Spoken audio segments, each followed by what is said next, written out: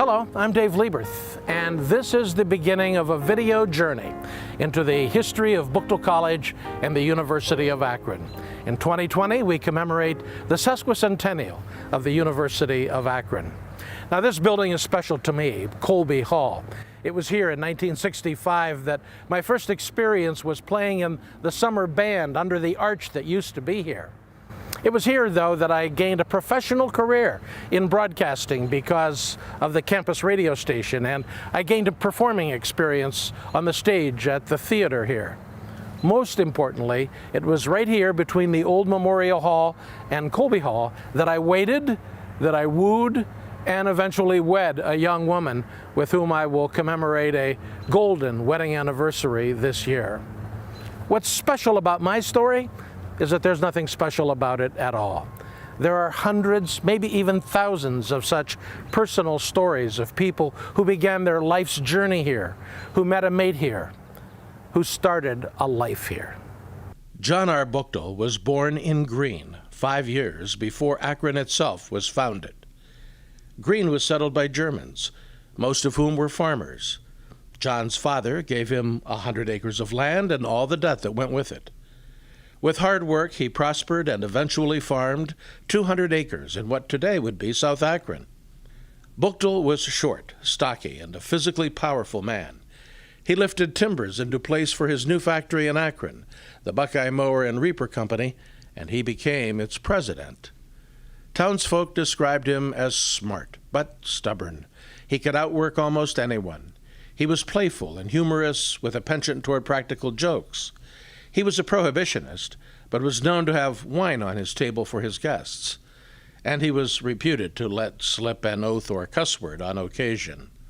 He and his wife Elizabeth had no children. Buchtel was unfailingly generous to those who worked for him and his fellow citizens. In 1870, a college was to be the centennial gift from the Universalist Church to their Ohio members. Leaders scouted Ohio towns and villages for the community that could provide land and $60,000 cash for Murray College. The man who stepped forward in 1870, and year after year for the rest of his life, was John R. Buchtel. The Universalists agreed Akron would be a fine location for their college. At an early meeting of the new trustees, Mr. Buchtel was asked what name for the college he would prefer. "This is to be your college," he said, "not mine. But I intend to give it $100,000. You may call the college what you please." And it pleased them to name it Buchtel College. This is the desk that belonged to John R. Buchtel. And appropriately enough, it's located here in the University of Akron archives, located in the lower level of the Polsky building. We are here celebrating the 150th anniversary of the school. That it survived a decade is nothing short of a miracle. Shortly after statehood, Ohio University in Athens was founded in 1804. But many of the early schools never made it past a few years.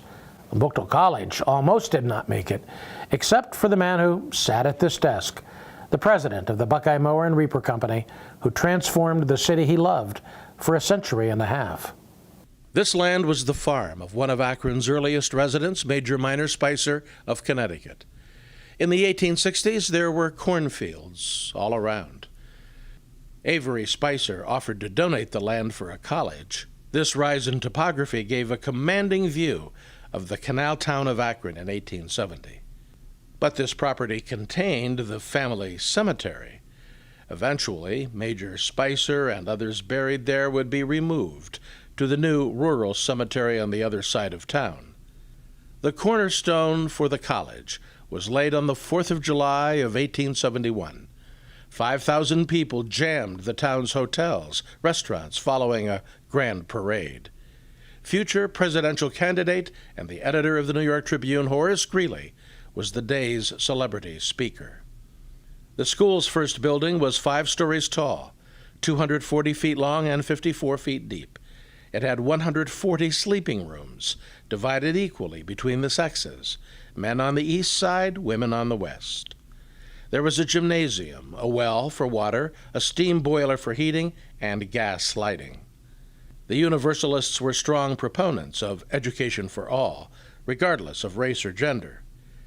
Of the 217 students in Buchtel College's first year of study, almost half were women, a ratio that would continue into the early years of the 20th century. The first day of classes was September 11th, 1872. The college's first president was a Universalist minister, Reverend Sullivan McAllister. A graduate of Harvard Divinity School, he'd been Commissioner of Education for New Hampshire. He saw his duty to teach students to think, to discipline their conscience, and strengthen their will. In this way could the college strengthen democracy, its true mission. Young men and women received a classical education. Freshmen were required to study Greek, Latin, algebra, botany, and declamation. Students came from around Ohio, many from farming communities, and almost every one of them affiliated with the Universalist Church. Tuition, including books that first year, was $37.25. In 1875, the school nearly closed because of financial difficulties, but rescued through gifts from John R. Buchtel. When Reverend McAllister resigned as president after 6 years, another Universalist pastor replaced him, Everett L. Rexford, who'd been on the board of trustees from the beginning. Rexford was a free thinker and encouraged students to form their own opinions regarding religion and morality. Not only was he faced with paying off the large debt, but he needed to heal a breach between the college and the local Universalist congregation. He lasted just 2 years, and in 1880, Aurelio Cohn became the third president of Buchtel College. A scholar, a liberal, he would expand the small student body by recruiting non-Universalists as students. He built Buchtel College's first gymnasium in 1888. Named for George W. Krause, it was the finest gymnasium west of the Alleghenies. He built an observatory, the third building on campus. It had a 4.5-inch telescope. John R. Buchtel died in 1892. In the 22 years since founding the college, he had given almost $500,000 to the school. That's most of his wealth. Today, it would equate to about $15 million. In 1893, the nation experienced a financial panic, a depression that decimated Akron's industries in clay products, cereal, farm machinery, and rubber products. The situation was so severe that President Cohn had to quell rumors that Buchtel College would soon close, like a half-dozen other Ohio colleges that failed during that time. Cohn was too liberal for the Universalists and forced to resign in 1896. A teacher of natural sciences, Dr. Charles M. Knight, served as acting president for the coming year. The situation was so dire that Dr. Knight proposed shutting down the college for a year to catch up on payment of its debt. Dr. Ira Priest was named the school's 5th president, pastor of the Universalist Church in Akron, and chaplain of the college. His challenge was to resolve the perpetual financial crisis and declining enrollment. But a tragedy of major proportions would alter his life and the story of the institution forever. Just before Christmas, at the end of the old century, on the night of December 20th, 1899, Old Buchtel burned to the ground. The flames shot high into the air.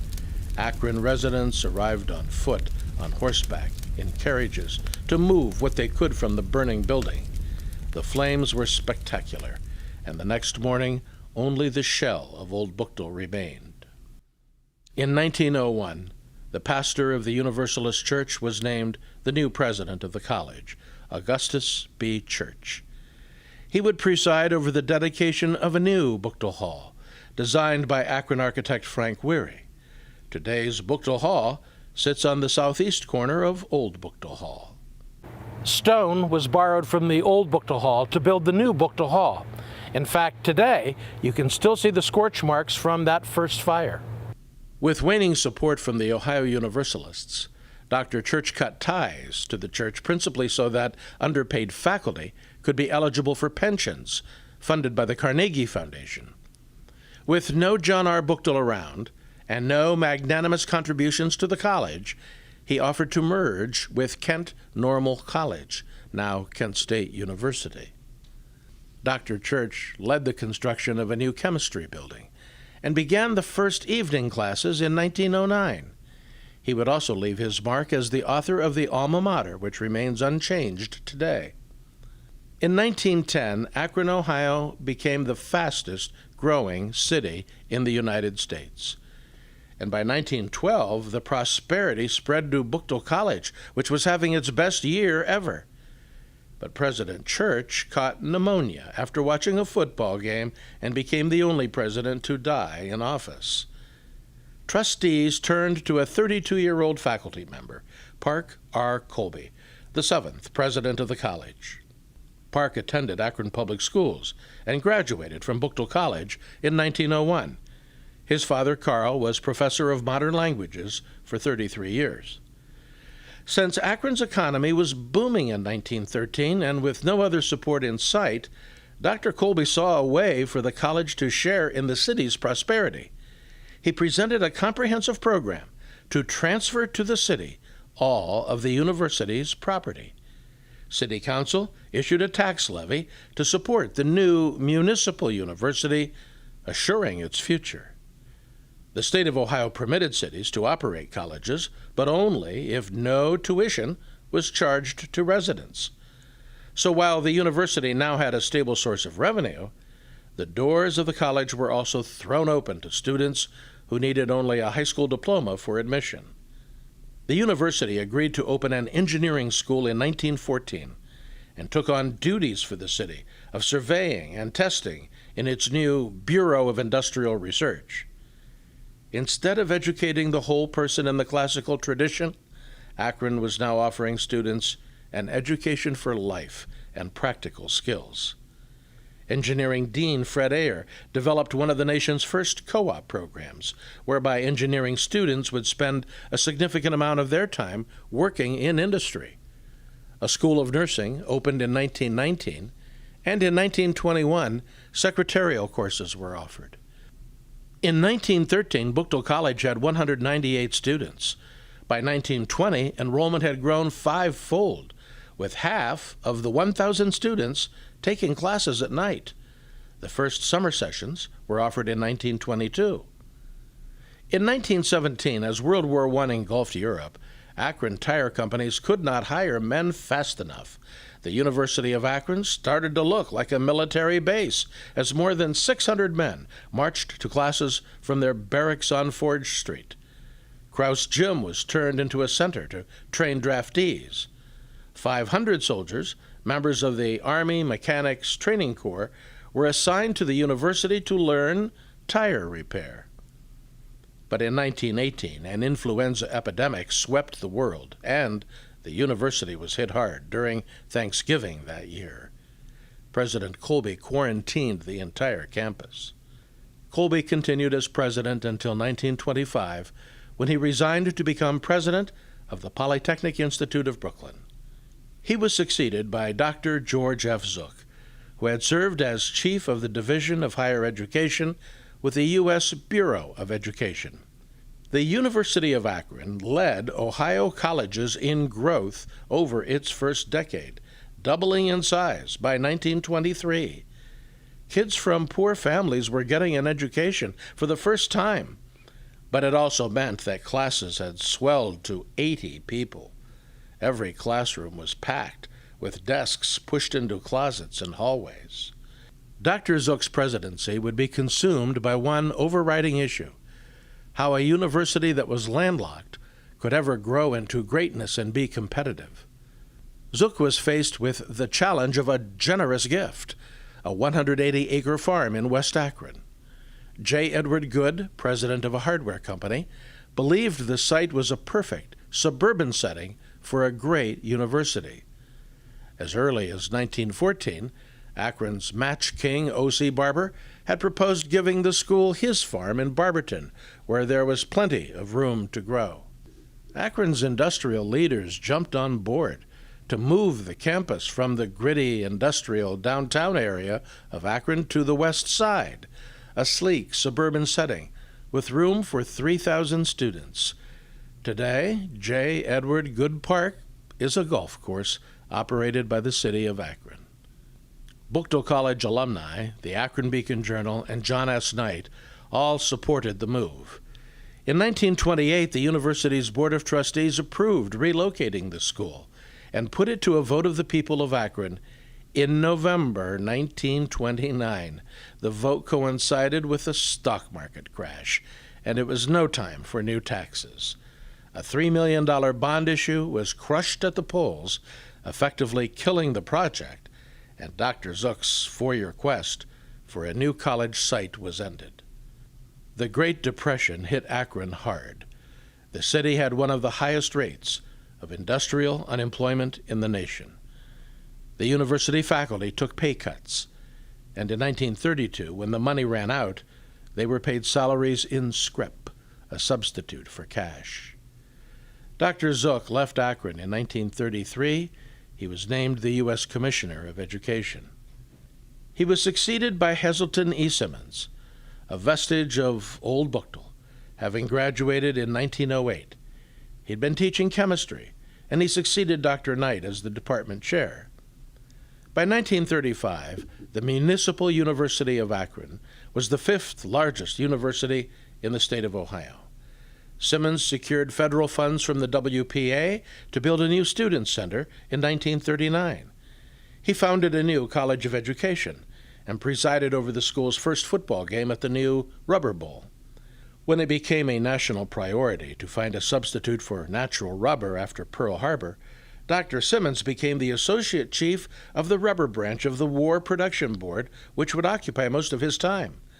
The climate on campus changed drastically. Students and faculty left in droves, either to fight the war overseas or to work in local factories. Athletic teams were forced into hiatus, with barely enough men showing up to play the major sports. Commencement ceremonies were suspended and resumed only after the victory in Europe in 1945. At war's end, Simmons was back at his desk. Enrollment had skyrocketed to 5,600 students, buoyed by returning soldiers on the GI Bill. He undertook the first systematic development on the campus since 1900, and he garnered funding from local companies to build a new engineering building in 1949. GIs returning from service were anxious to complete an education, to get a degree, and to embark on new careers. University historian Dr. George Knepper called this period the golden era of student interest, motivation, and accomplishment. Hes Simmons had devoted 40 years to the University of Akron's causes. In 1950, trustees began a year-long search for a new president. It was a time when faculty salaries were still low and even demeaning to the talented professors who took such a strong personal interest in the success of their students and their programs. As historian George Knepper has said, for much of its history, the University of Akron was mired in perpetual financial crisis.